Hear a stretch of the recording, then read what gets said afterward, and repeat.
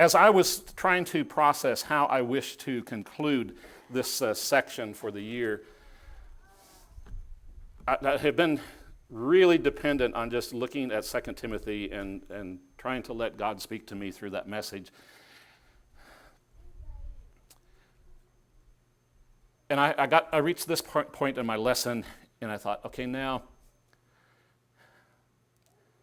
where are listeners going to be at this point? And I want to be able to end it all with a sentence. That's what my goal was. I want to have a sentence that everybody can take with them, and it'll stay with them forever. That's what my goal was. And so I took out a piece of paper, and I began to write down the things that I think are present in relationships that I consider safe. And I just wrote these things down, and I'm thinking these are things that to me create safety. And then I remembered that as I tried to, how about collectively though? How about as a church? And I remembered I had a book by Ira North that is much like 2 Timothy. Because in the early 1980s, he contracted cancer and was dying of that cancer. Ira North preached for 31 years at the Madison congregation in Nashville, Tennessee. At that time, they had a record attendance of 8,100 and some odd people. It was the largest of our fellowship in the nation, maybe the world. And he had been there so long and had developed so much that a good friend of his said, would you write about what that took? And so he wrote this book. And I'm thinking, okay, I've got Timothy and what Paul says to Timothy. I've got my list, and I need to look at this book again and see what Brother North said about. And so I found this as one of his sentences. Let everyone have his say, and nobody have his way all the time. And as I read his sentence, and as I looked at my list, and as I remembered what I'd read in Timothy, everything that was on my list fell into one of those two categories. What creates safety for me is an environment where I feel like I can always have my say.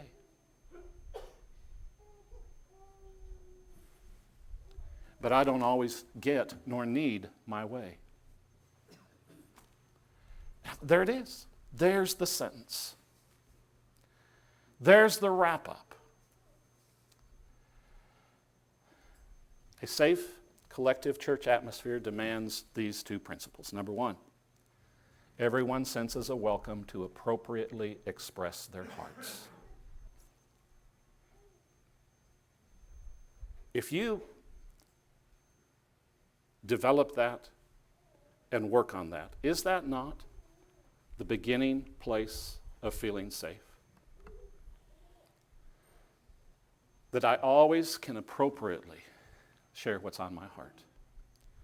And then secondly,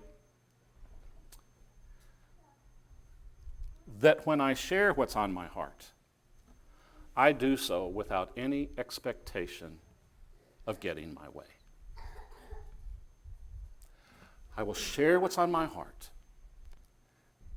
but it's free from any personal expectation and agenda. Isn't that safety? Doesn't that do it for you?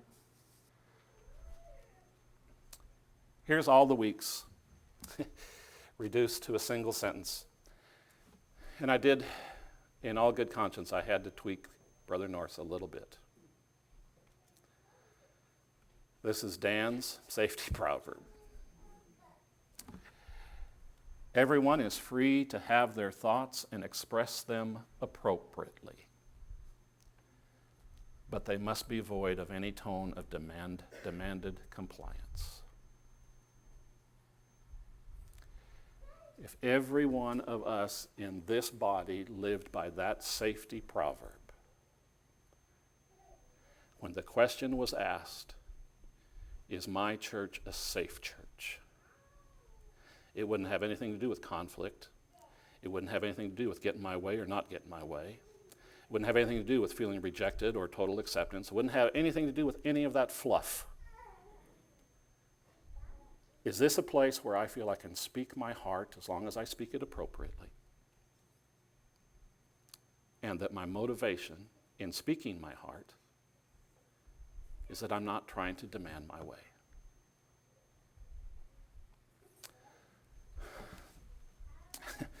Once again, I think somebody's probably saying, yeah, Dan, that's a really nice ideal, but that's not where reality is. Why not?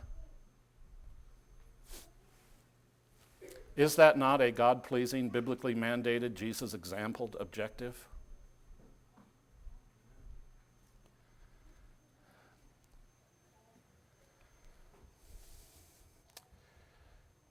I think this is a tool by which each of us can hold ourselves accountable.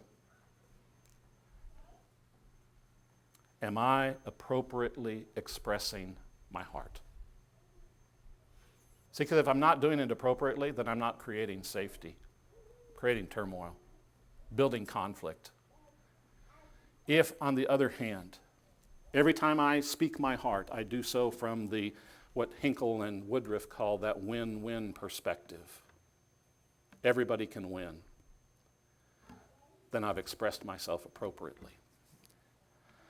I must make sure that I am free from any agenda which holds others responsible for obeying me or doing it my way.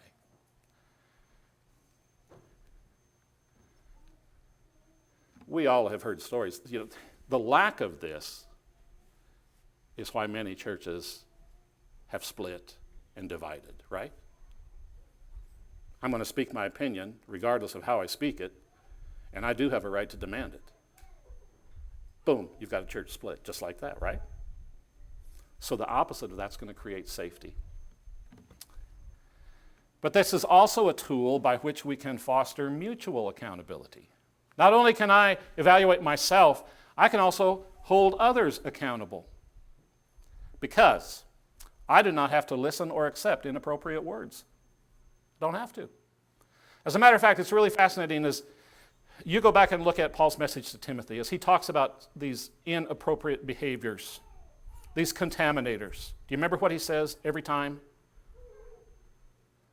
Avoid, avoid, avoid, avoid. Every time he says avoid. Don't have to put myself into a place where somebody's going to just chew on me. I have a preaching friend who's a rather large gentleman, was large when he went to school. He's so large, he went to like a Goodwill store, found a bunch of suits that fit him. He bought all 5 suits. So he was preaching at this little church while he was going to school. He went out and he's got this suit on. The sister came up and said, "Boy, I'm sure glad to see you got a suit that could fit you." He says, "Oh, this." He says, No. He says, "You misunderstand. This is not a suit." He said, This is protective gear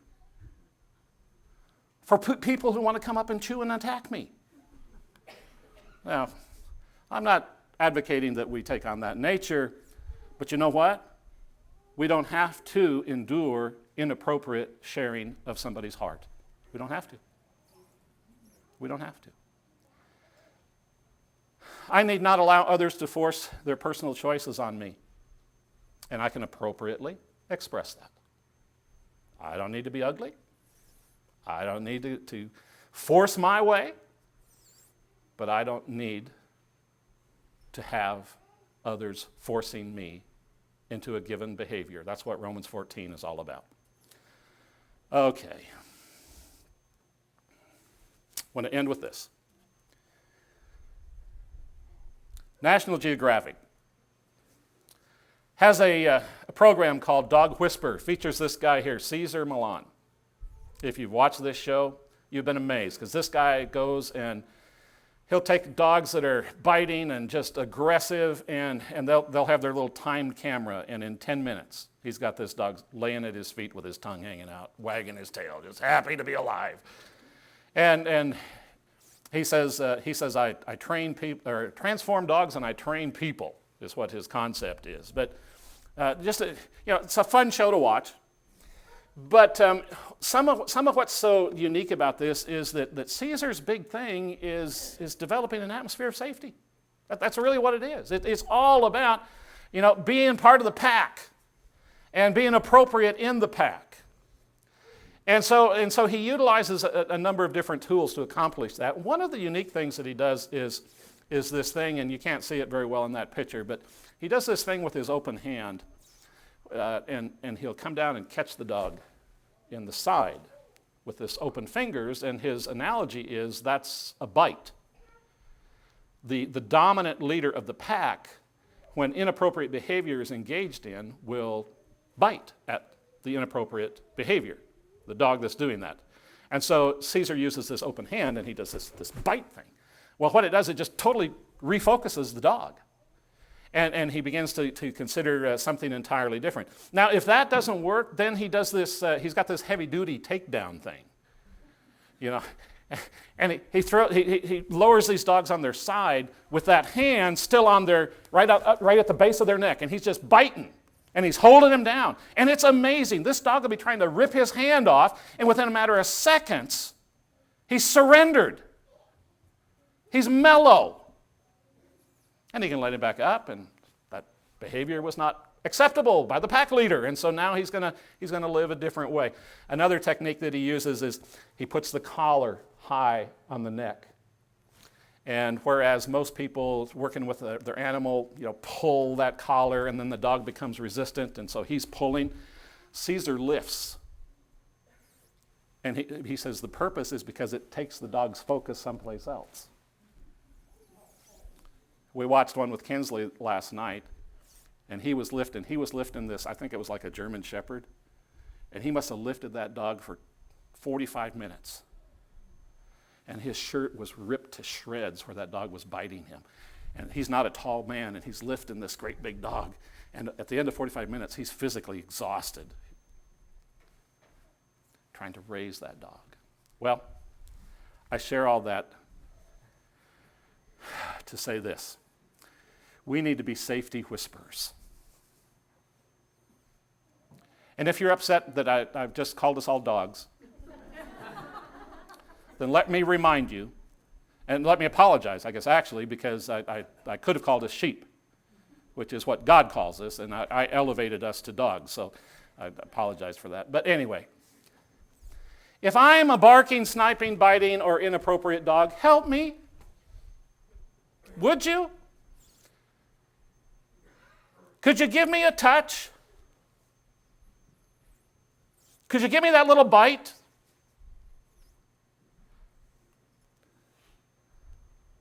Could you put me on my side? Could you raise my head to a higher focus? You see, this safety principle, the safety proverb, is one that will help us develop a safe pack, where rather than living with dominance, all of us are living with a calm and submissive behavior.